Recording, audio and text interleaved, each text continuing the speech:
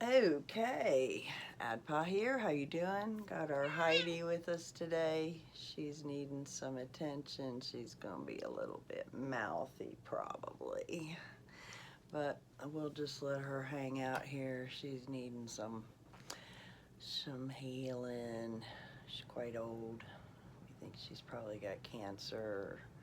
But she's doing all right, but she's starting to dwindle down. Our girl. Anyway, okay, so didn't come on last week because everybody's got to take a break. I took mine last week. But it was interesting while I took it, I was listening to Ellie on Ellie's Dreams and Under, I think. Yeah, and she was talking, and she's talked recently about some Dead Sea texts that were found and transcribed and translated and so forth. And one of those texts was one of the founding texts of the Gospels. They believe to be one of the texts that actually was the founding text that the four Gospels, Matthew, Mark, Luke, and John, were based on, and that was the original Gospel of Thomas. And it has some very interesting meanings in there. A lot of it is again the story you'll see retold in those Gospels, but there's some very interesting things that were left out when that translation was made, and things that are essential to understanding the personal nature of spirituality, the teachings of Christ about the Christ energy and the Christ spirit, and humanity's individual abilities. And all of that was left out conveniently so that instead of directing you inward as those gospels, that teaching is meant to, it directs you outward to an authority, to someone else to tell you how it is, what spirit is, what energies are, how to do various things. And so to me and my journey, which started as purely a philosophical delving into what is true and what is real and what is verifiable, and then regarding old stories, whether they were biblical stories or other ancient stories that have passed down, and then going to meet and research and come to know the people that live those ways and those stories, and then taking from that and distilling my own philosophy about what is and what is not, and what works and what doesn't energy-wise for me. And then experimenting with that over the years and using it to experience my life in the way that I want to experience it, which is has never been about the kind of success that people talk about, because it's not about materialism. I mean, we all have things that we love. We all have things that we love. There are things, um, but but things are a transitory um, element. They can ground us in. They can bring back memories. They can serve a purpose and a function, whether that's beauty or whatever it is. So anyway, but there we are. So I wanted to talk today about this Gospel of Thomas, and specifically a passage in it that I think is a little bit difficult to understand if you're trying to think of it in terms of human beings or traditional Christian teachings, but I think it's essential to the understanding of spirituality and what that is, to understand this passage and therefore to understand its meaning. So I'm just going to read a translation of the passage that I transcribed straight from Ellie's reading of it. So this heaven will pass away, and the one above will pass away. The dead are not alive, and the living will not die.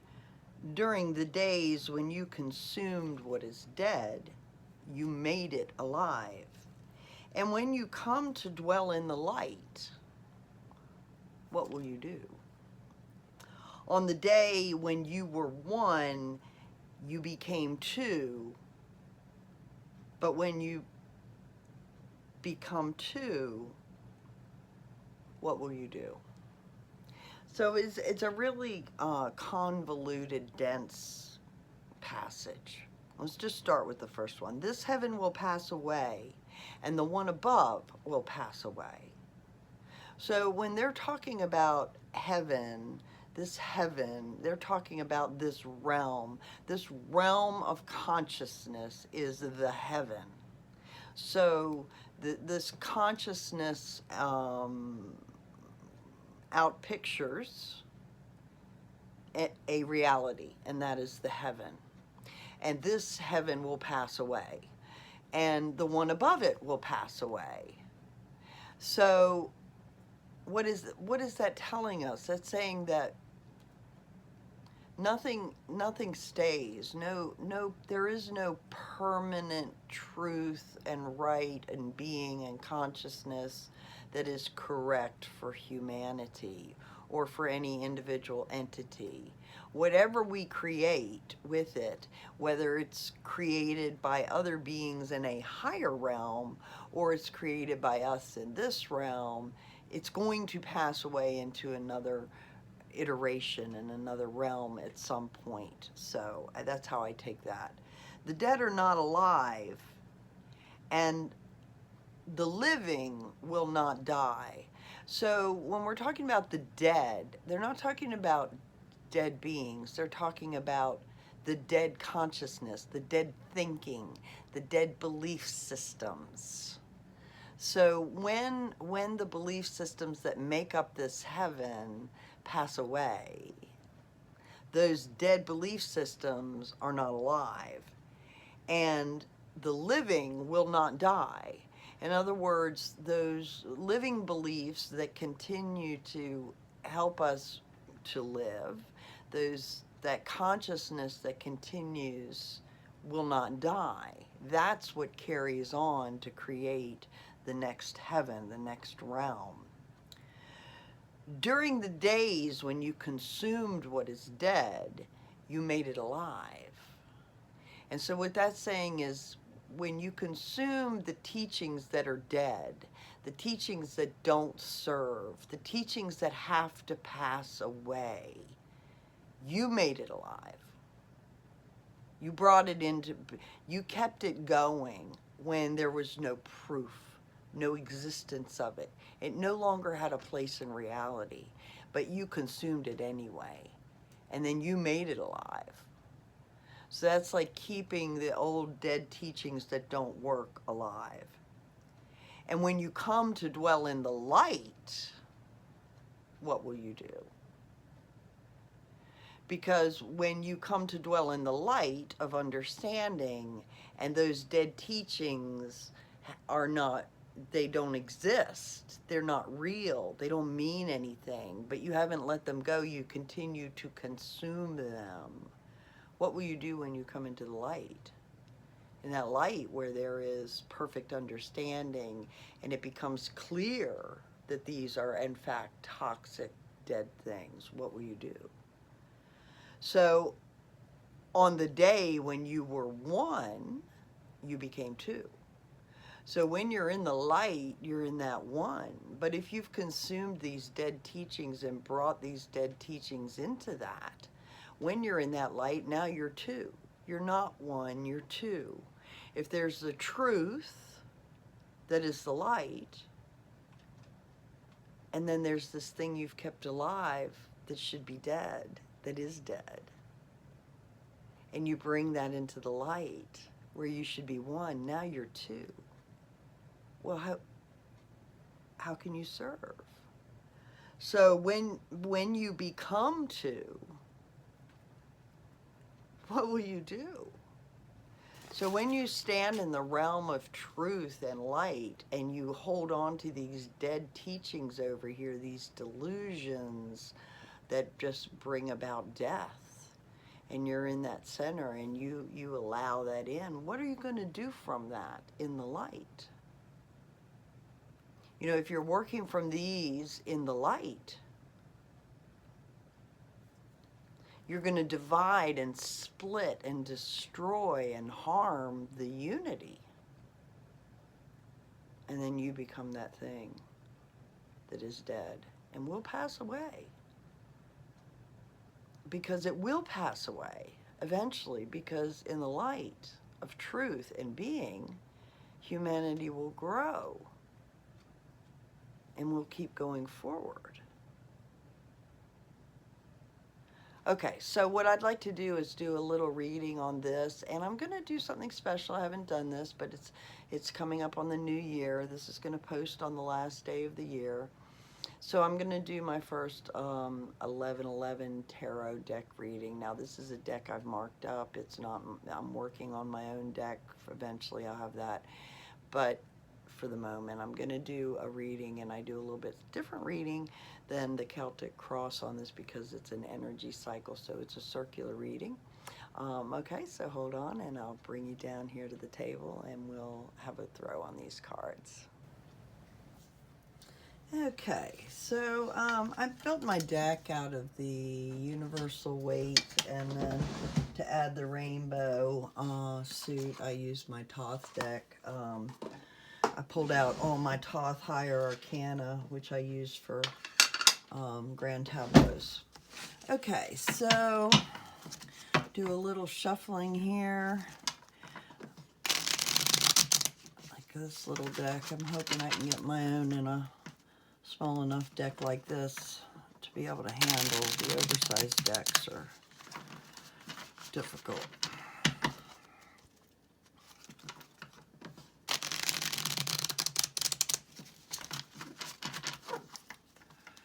All right, so what I want to read on is my interpretation of that passage from the Gospel of Thomas, which I believe is discussing the teachings when it's talking about the dead and the alive, when it's talking about the heavens, it's talking about the realm that we create based on collective consciousness. So let me do a little reading on this. Now I do this in an 8-pointed star reading, and I'll explain it to you as I lay it out. Okay, let's do a little shuffle, see if we get a signifier card for the center to pop out.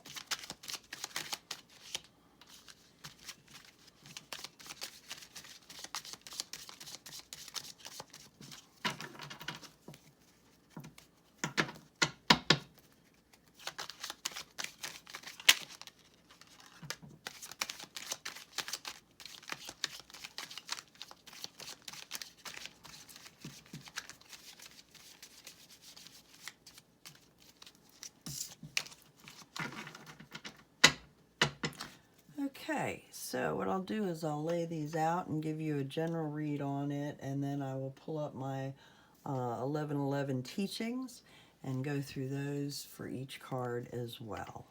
All right, so we start with the same signifier in the center and a challenge card. In this case, we have the moon, challenged by the two, and I call these stones in my deck. It's pentacles in this deck. And then we're going to go around the circle. Now, each point on the medicine wheel has a meaning and a position. And each position will have two cards. It will have a card of entering in and a card of exiting. And we start in it, we move in a clockwise. So we start at the south, which is the physical. So what this is saying is we've stepped out of the physical, the basis, that we've stepped out of the physical, and we have the high priestess. And we step from that physical earth, grounding, into the spirit, the water. And how we step into the water, 4 of Swords. On this question of Thomas, of the Gospel of Thomas. How we step out of the water is the 3 of, 4 swords, I call it feathers. And then the 3 of Wands, which I call lightning. And then we step into, from the water to the heart, the passion. So you can think of that as your actions. So how we step into the actions is the Five of Stones. How we step out of the actions is the Empress. And then the East part of the medicine wheel is regarding thinking, the consciousness, the thoughts, the beliefs. So how we're stepping into that is Ace of Pentacles. And how we step out of it is Wheel of Fortune. And then how has that set us to step into the new physical reality? And we have the Page of Feathers reversed. Okay. And then at the bottom of the deck is the Two of Feathers. Well, that's very interesting because that Two of Feathers, of course, is making a choice. The symbol is universal movement and balance. Let's see here. Let me scroll up on this.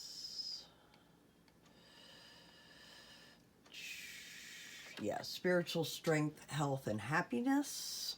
So that's interesting because, of course, that would suit perfectly if the reading, the basis of the whole reading of that part of the gospel is about spiritual strength, health, and happiness. And talking about that choice, the one becoming two. All right, let's start with the center. So we have the moon. And I don't know if on the moon you can see that symbol that's on there. And in the 1111, that is the symbol for the universal law of love. The moon card encapsulates all the teachings under that teaching, which includes the Vichashaluta, the red man, the Bodhisattva, the Ishtawanji, eye of understanding. So what this is saying is that at the center of it all, this is all about the universal law of love. And you can see in this card that on this one, it's an eclipse. So it's really the moon, but the moon is also in eclipse in this. You can see the sun behind it.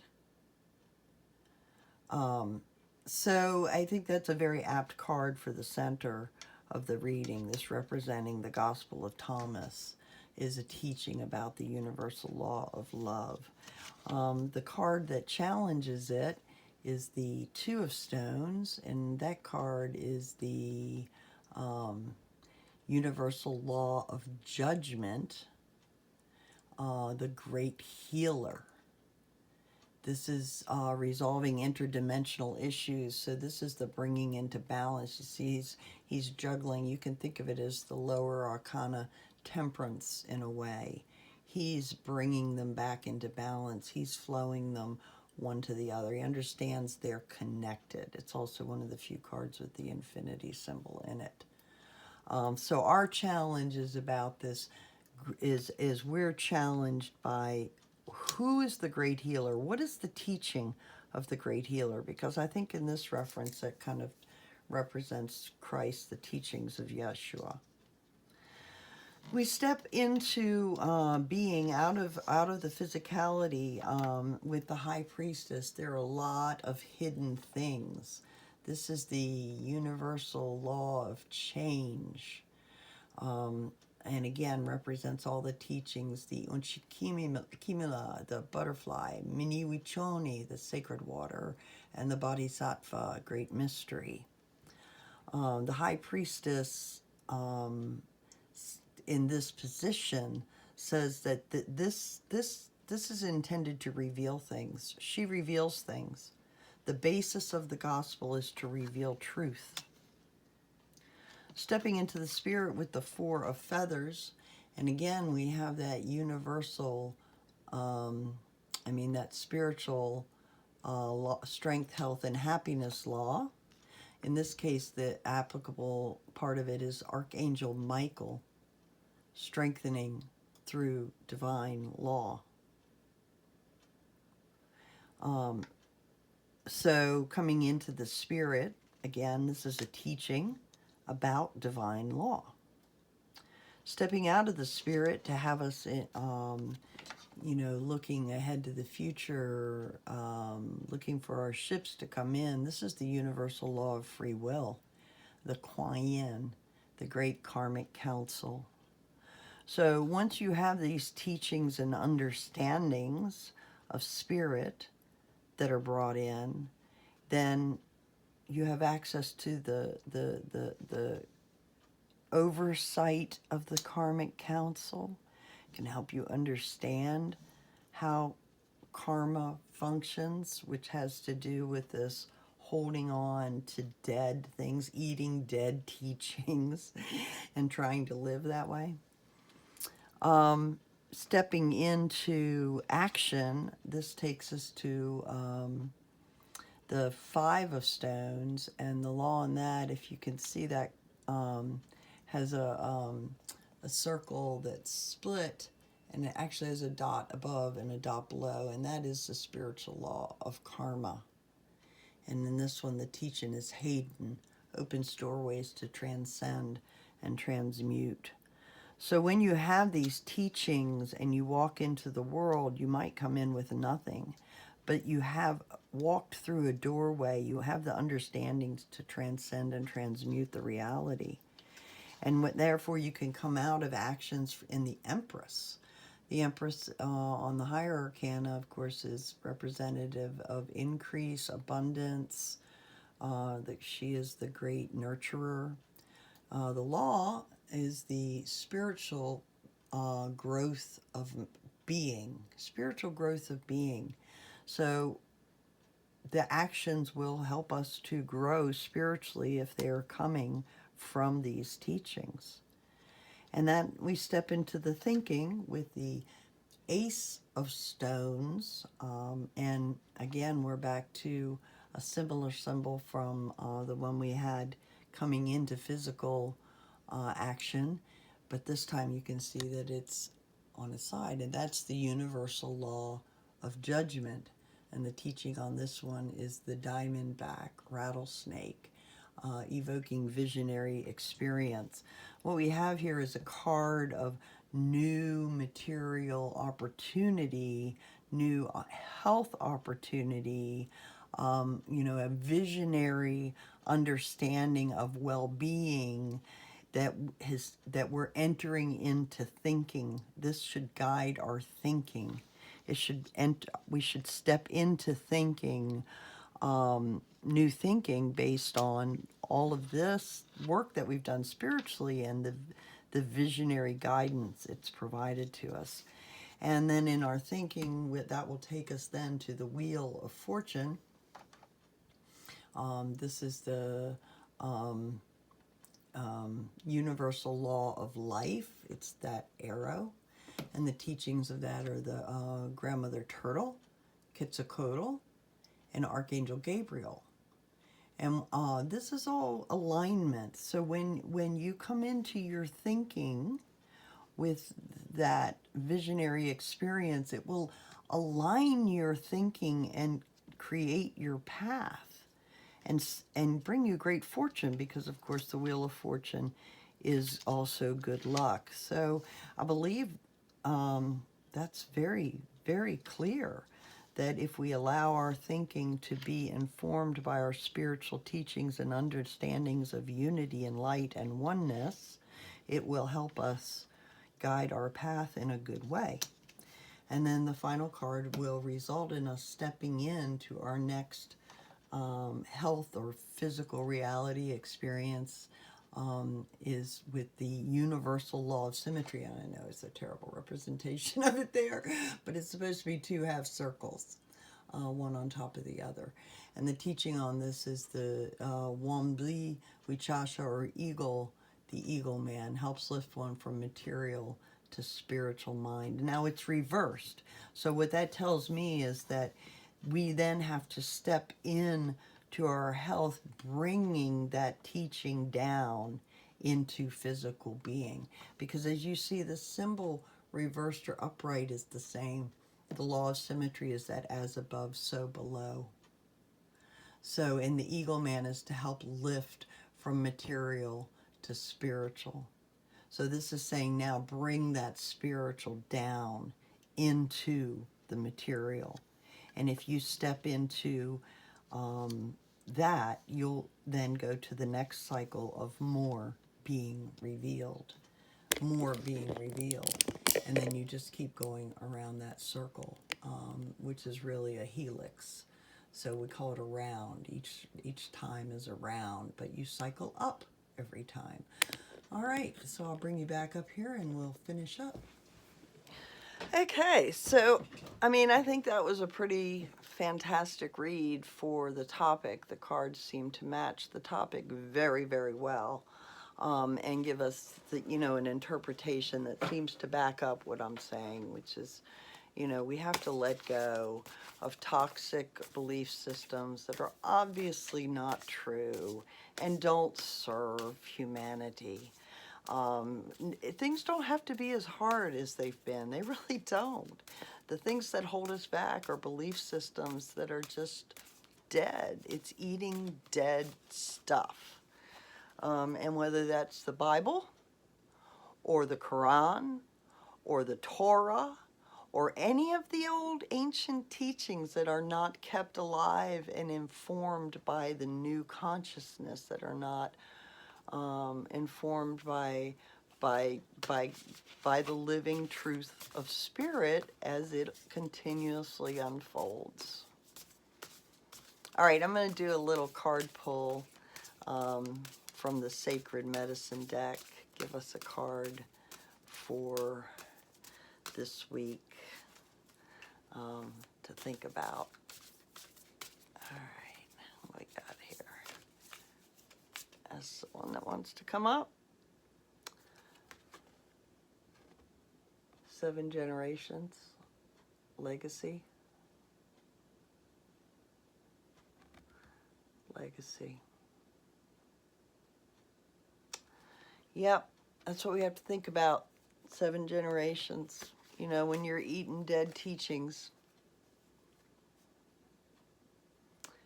what are you passing on? I'm going to read that passage once again and think about it in light of what we've talked about.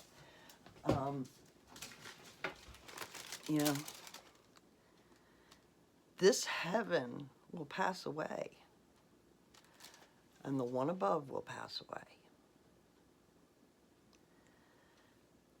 The dead are not alive, and the living will not die.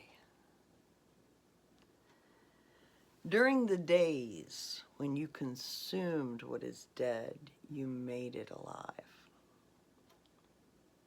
And when you come to dwell in the light, what will you do? On the day when you were one, you became two. And when you became two, what will you do? So become one again. Become one with your internal connection to the collective, to Creator, to the all, to love, to heart, all those. There are good things. I don't have to tell anybody what a good thing is. You can all think of a good thing. If we take those energies, those good energies, and we create with those. So if bad energies come your way, turn them into good energies. It's all energy. Just take it, go to that center, find your heart space, turn it to love, send it out to heal other people. Turn it out. Whatever you're feeling is happening in the collective. It's happening to someone. So send it out as love. And by the same token, when you feel somebody else does well, somebody else brings some joy, that's joy to the collective. Be grateful for that. Love them for that. Anyway, I love you guys. Hope you'll tune in again. This is all for entertainment only. Hit the like button, subscribe, leave questions, leave a comment. Let me know something about what you think about all this. All right, and I'll check in next week. See ya.